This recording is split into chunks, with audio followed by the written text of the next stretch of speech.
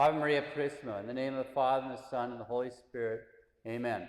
It's the feast of St. Josaphat, Ruthenian bishop and martyr. He's born, I think, in 1580. Where he's born, I think, is now part of the Ukraine. And at the time, the Ruthenian people were still in schism. They were under Moscow. But when he's a young boy, his mother was talking to him about the Passion of Christ, and from a holy icon of our Lord, there was like a dart that came out, a spiritual dart, went into his heart and wounded his heart and filled it with some kind of spiritual flame. When he's 16, then, the Ruthenian bishops signed the Treaty of Brest. So they recognized the Council of Florence, and they came under the Holy See. And that split the Ruthenians. And there's one reason it split, not just schism.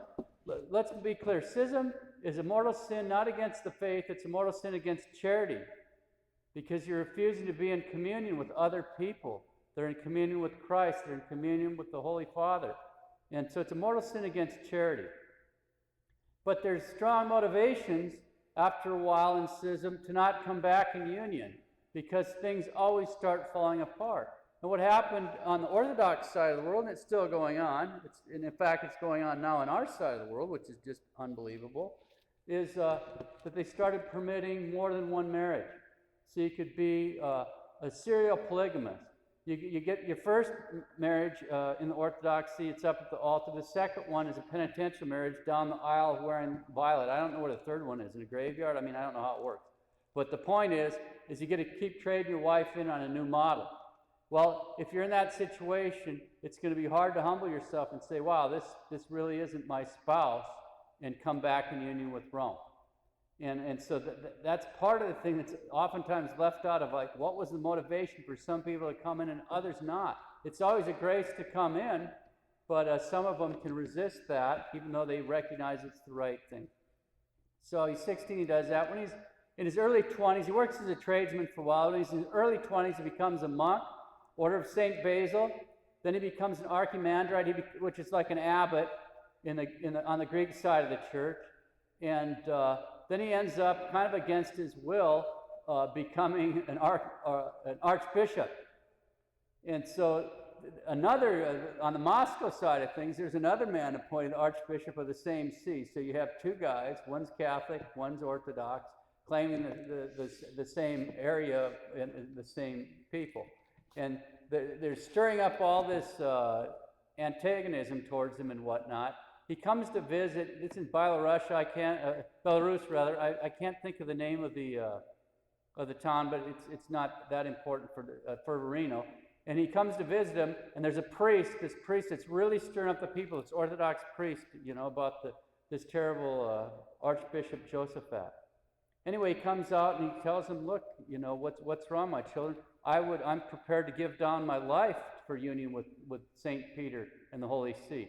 And that was prophetic, because it wasn't very much later that he did.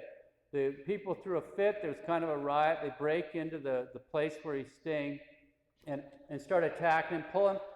He'd said matins and he was getting prepared for the divine liturgy, and they start hitting him with a stick and then a halberd. That's one of those war axes like you see the Swiss Guard have, and they chop him in the head and shoot him with a pistol. Then they drag him naked through the streets and all that, tie rocks to him and throw him in the river.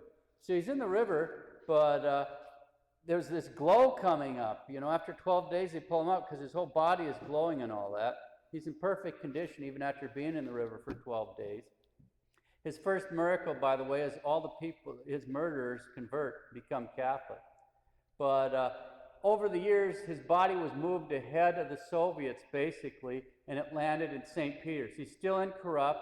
If you ever go to St. Peter's, he's in the altar of St. Basil the Great, and that is on the epistle side, and it's right, if you want to go here, they got things closed off in St. Peter's now, so there's a gate, you can't walk directly to it, but if you want to go to confession, you can ask to go to confession, and then on your way, it's right on the left as you're going through that gate, and it'd be right on your right as you're coming back out if you go to confession. He's laying there, and that's him, Incorrupt, laying right there under the altar. They don't have a little sign saying Incorrupt, but that's actually him laying there in his pontifical vestments, Incorrupt.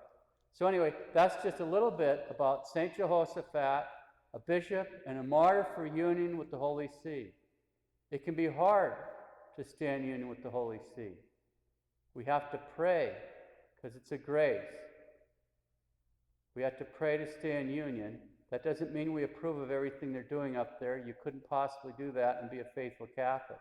But we have to pray. He'd be a good saint to pray to, that we stay in union, and those that aren't come back in.